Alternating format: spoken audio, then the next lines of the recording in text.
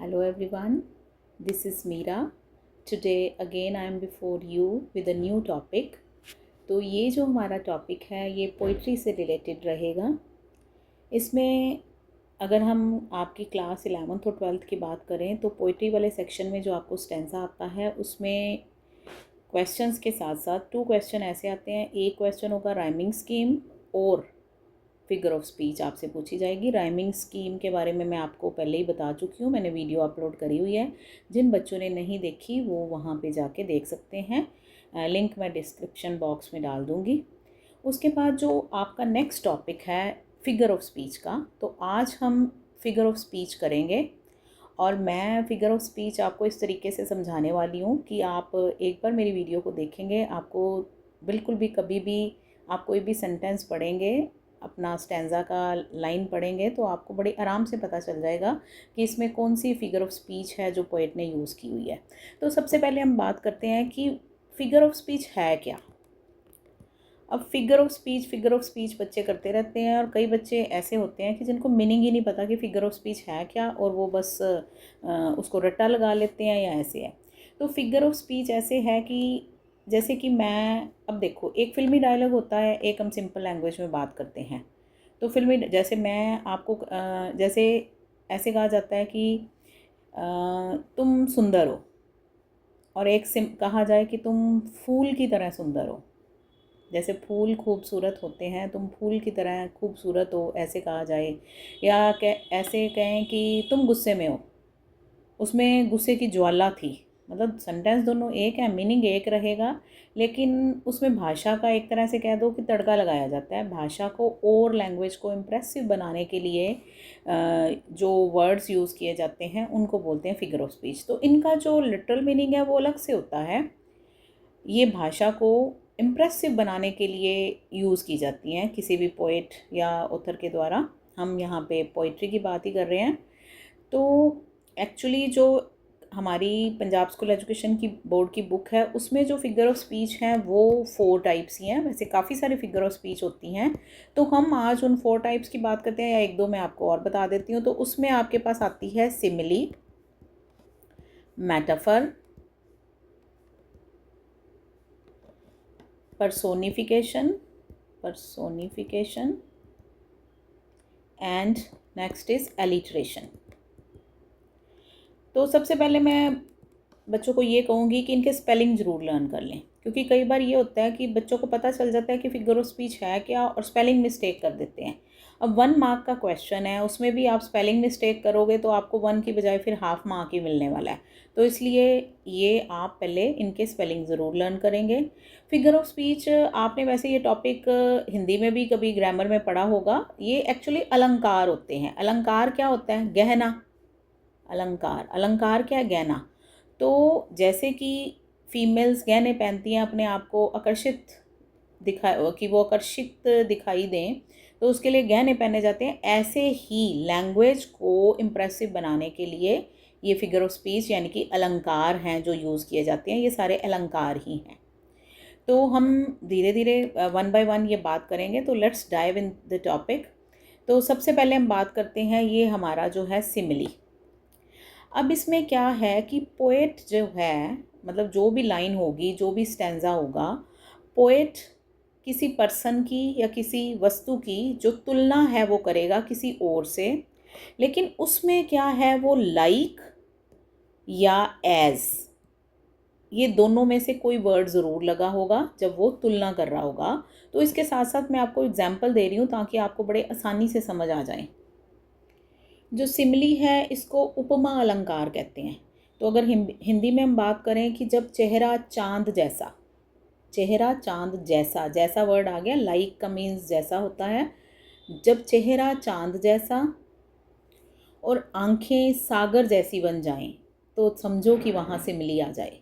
मतलब चेहरे की तुलना चांद की तरह की गई हो, यानी कि ये बताया गया हो कि आपका चेहरा बहुत खूबसूरत है, और आंखों की तुलना सागर जैसे की जाए। अब आंखें जो हैं वो सागर थोड़ी ना होती हैं, लेकिन उसकी तुलना की गई है कि वो सागर की तरह गहरी हैं। तो समझ लो कि वहाँ पे सिमिली आ जाए। तो इसमें क्या है, कंपैरिजन किया गया है। जैसे मैं कहती हूँ जैसे आप रानी लक्ष्मीबाई की बात करते हैं तो Rani Lakshmibai fought like a lion, lioness, she fought like a lioness, कि वो लाइनस की तरह लड़ी, लाइक यहाँ पे वर्ड आ गया। तो यहाँ पे आपको जो स्टैंजा में लाइन दी जाएगी, एक ही लाइन होगी जिसमें पूछा जाएगा कि इसमें कौन सी, एक या दो लाइन में, एक ही लाइन होगी जिसमें पूछा जाएगा। तो जैसे ये लाइन आपको दी और पूछा कि इसमें फिगर ऑफ स्पीच बताओ, तो आपने जैसे ही देखा कि शी मतलब यहाँ पे कोई नेम भी हो सकता है, जैसे मैंने अभी बात करी रानी लक्ष्मीबाई, तो यहाँ पे अगर रानी लक्ष्मीबाई का नाम भी लिखा गया है तो रानी लक्ष्मीबाई की जो तुलना है वो किससे की गई है, लाइनस से। तो ये कंपैरिजन किया गया। जब कंपैरिजन होता है तो और साथ में वर्ड कौन सा लगाया जा रहा है, लाइक या एज भी हो सकता है, कहीं कहीं एज भी लगा होता है, तो इसका मतलब वो उपमा अलंकार है, यानी कि वो सिमली है। इतना आपको समझ आ गया। अब हम नेक्स्ट मूव करते हैं। Next is metaphor. तो मेटाफर है, ये भी क्या है, तुलना के लिए यूज़ हो रहा है, ये भी कंपैरिजन के लिए यूज़ हो रहा है। सिमली और मेटाफर में सिर्फ इतना ही फ़र्क है कि इसमें एज या लाइक का चक्कर ही कट गया, मतलब एज लाइक नहीं है। तो हम जैसे ये कहें कि अगर हम कहते हैं, पहले हमने कहा कि ए जो है वो बी जैसा है, ए इज़ लाइक बी, तो अब हम ए इज़ लाइक बी नहीं कह रहे हैं, कंपैरिजन कर रहे हैं ए का बी के साथ, तो ए इज़ लाइक बी नहीं कह रहे हैं, हम कह रहे हैं कि ए बी ही है। यानी कि अगर आपको मैं इसको ये जो सीधी भाषा में समझाऊं तो ये कि एज और लाइक का चक्कर ही कट जाए और ए सीधा बी ही बन जाए, मतलब ए को बी के साथ तुलना करने के लिए लाइक वर्ड नहीं यूज़ किया जाता है। तो ये जो अलंकार है इसको मेटाफर को रूपक अलंकार बोलते हैं, रूपक। तो इसमें मैं आपको एग्जांपल देती हूँ कैसे। जैसे हमने वहाँ पे किया था कि Rani Lakshmibai is like a lioness, मैं सीधा कहूँ कि Rani Lakshmibai is a lioness या वॉज अ लाइनस, अगर हम पास की बात करते हैं तो इसमें लाइक वर्ड नहीं यूज़ किया है। इसके और भी एग्जाम्पल हम देख सकते हैं। जैसे मैं कहूँ यू आर अ स्टार, या मैं कहूँ life is a roller coaster. Roller coaster पता है ना, झूला जो ऊपर नीचे जाता है, तो लाइफ में भी ऐसे ही रहता है कि लाइफ में अप्स एंड डाउन्स आते रहते हैं। अब मैंने इसमें लाइक वर्ड नहीं यूज़ किया है, तो फिर इसको कहेंगे जब एज या लाइक का चक्कर ही कट जाए, तुलना छोड़ सीधा वो ही हो जाए, तुलना छोड़ सीधा वो ही हो जाए, मतलब तुलना नहीं कर रहे हो, सीधा उसको वो ही बना दिया है। तुम चांद हो कहकर, मतलब ऐसे नहीं कहना कि तुम चांद की तरह हो, तुम चांद हो कहकर बात पक्की हो जाए, तो इसका मतलब क्या है, वो मेटाफर कहलाए। आई होप ये दोनों आपको समझ आ गए हैं, सिमिली और मेटाफर। ये बस इतना ही डिफरेंस है कि सिमिली में लाइक या एज वर्ड आते हैं और मेटाफर सीधा तुलना, एक पर्सन की दूसरे से सीधा तुलना कर दी जाती है। पर्सन नहीं, कोई थिंग भी हो सकती है। तो ये दोनों। अब हम तीसरे की ओर मूव करते हैं और वो है एलिट्रेशन। पहले करते हैं एलिट्रेशन। तो एलिट्रेशन क्या है, ये आप ये समझ लो कि ये साउंड्स की गेम है, साउंड्स की, या उसको हम कह सकते हैं रिदम जिसमें हो। अब हम टंग ट्विस्टर करते हैं, वो जैसे कहते हैं she saw the sea shell, तो हिंदी में अगर करें तो चंदू के चाचा ने चंदू की चाची को चांदी के चम्मच से चटनी चटाई, तो उसमें वो च बार बार आ रहा है। और अगर हम इंग्लिश की बात करते हैं तो जैसे मैंने अभी बोला है she saw a sea shell by the sea shore. अब इसमें क्या है, एलिट्रेशन में क्या है, कोई भी कॉन्सोनेंट साउंड है वो बार बार रिपीट हो रही है, यानी कि वर्ड के पहले जो कॉन्सोनेंट है वो बार बार आ रहा है। जैसे इसमें देखो एस आया, फिर एस आया, फिर एस आया, फिर एस आया, फिर सी शोर का भी अगर हम ये एस ले लेते हैं, तो कॉन्सोनेंट साउंड जब बार बार रिपीट हो रही है तो उसको एलिट्रेशन कहते हैं। एलिट्रेशन क्या, ये अनुप्रास अलंकार है, इसको हिंदी में अनुप्रास अलंकार कहते हैं।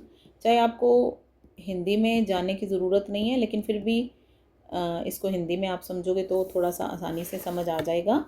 तो आपने देखा कि इससे जो सेंटेंस है उसमें रिदम आ जाती है, तो ये सारा साउंड्स का ही खेल है। जो साउंड्स का खेल है वो एलिटरेशन है। जब शब्दों की आवाज़, मतलब एक ही जो शब्द है, एक ही शब्द की आवाज़ बार बार आए। एक ही शब्द मतलब जैसे अभी हमने देखा, ये एस एस देखा था, कॉन्सोनेंट साउंड है जो बार बार आए। एक ही शब्द बार बार, एक ही शब्द की आवाज़ जो है वो शब्द का जो पहला अक्षर है वो सुर से सुर मिलाए, यानी कि रिदम उससे बन जाए, तो वो क्या है, एलिट्रेशन कहलाए।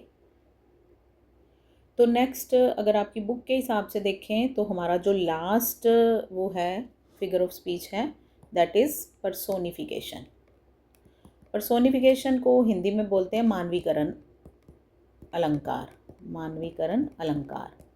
अब मानवीकरण, मानव, ये मानव वर्ड इसमें लिया गया है।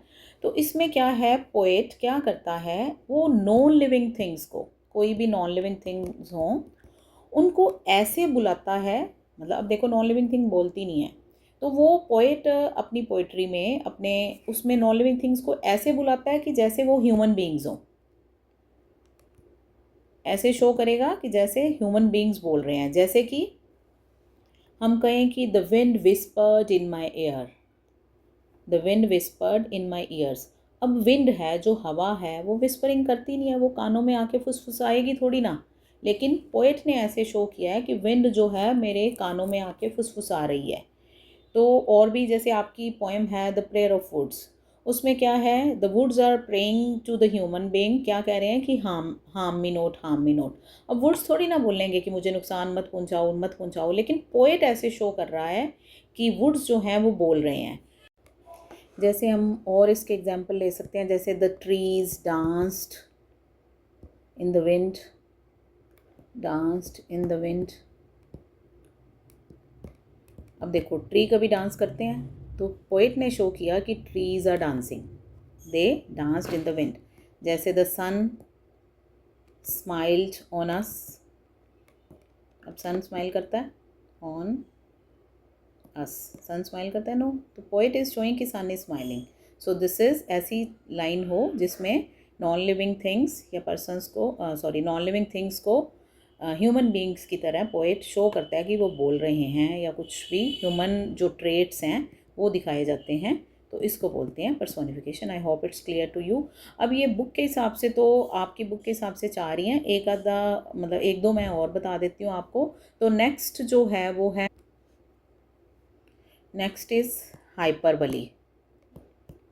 इसको हाइपरबोल नहीं बोलना है, दिस इज़ हाइपरबली। हाइपरबोल होता है अतिशयोक्ति, अतिशयोक्ति अलंकार। अतिशयोक्ति का मतलब होता है कि किसी चीज़ को एक्साजरेट कर देना, मतलब बढ़ा चढ़ा के कहना, किसी चीज़ को एक्साजरेट करना, बढ़ा चढ़ा के कहना। जैसे मैं कहूँ कि आपको मैंने 1000 बार ये बात कही है, I told you this million times, I told you this 1000 time, I told you this 1000 times. अब कोई भी किसी को एक बात को 1000 बार तो नहीं कह सकता है, लेकिन किसी बात को बढ़ा चढ़ा के कहना कि मैंने तो 1000 बार तेरे को ये बता दिया है, तो इसको हाइपरबली बोलते हैं। उसके बाद एक और इम्पोर्टेंट है, जिस जो आपकी पोएम के हिसाब से हो सकता है कि उसमें आ जाए, वो है हमारा इमेजरी। इमेजरी, तो इमेजरी में क्या होता है, अब इमेजरी जैसे आपको नाम से ही पता चल रहा है कि कोई चीज़ इमेजिन करना, मतलब हम जब भी कोई वो सेंटेंस पढ़ेंगे पोएम का, तो वो हमारे दिमाग में उसकी इमेजिनेशन आ जाएगी, तो वो जो पिक्चर बनेगी it will appeal to your senses. जैसे हमारी सेंसेस हैं, देखने की हैं, सुनने की हैं, तो उन सेंसेस को वो अपील करेगी, तो इसको बोलते हैं इमेजरी। जैसे कि मैं यहाँ पे एक सेंटेंस लिख रही हूँ, the golden rays of sun, the golden rays of sun kissed the iced blue water of the lake। अब जब मैं इस सेंटेंस को मैं पढ़ूँ, या जब भी हम इस सेंटेंस को पढ़ें, तो हमारी आंखों के सामने सन की गोल्डन रेज आ जाएंगी कि सूरज जो है वो चमक रहा है, आइस्ड ब्लू वाटर जो है लेक का वो हमारी आंखों के सामने आ जाएगा। मतलब जिस चीज़ को हम अगर पढ़ते हैं सेंटेंस को, तो उसकी हमारे सामने पिक्चर जब बन जाए, तो उसको बोलते हैं इमेजरी। इसको हिंदी में चित्रात्मक या बिंब अलंकार भी बोलते हैं। चित्रात्मक या बिंब, बिंब मतलब तस्वीर बन जानी उसकी, जो भी आप चीज़ पढ़ोगे वो आपकी आंखों के सामने आ जाना, तो इसको बोलते हैं इमेजरी। तो आई होप ये आप सबको समझ आ गए होंगे। ये चारों मतलब मेन जो आपके बुक में हैं 4 ही हैं फिगर ऑफ स्पीच, वो आपने अच्छे से लर्न करनी है और प्रैक्टिस करनी है। ये आप 1-2 बार इसकी प्रैक्टिस करोगे तो ये आपको बड़ी आसानी से समझ आ जाएंगे। Thank you so much, have a good day.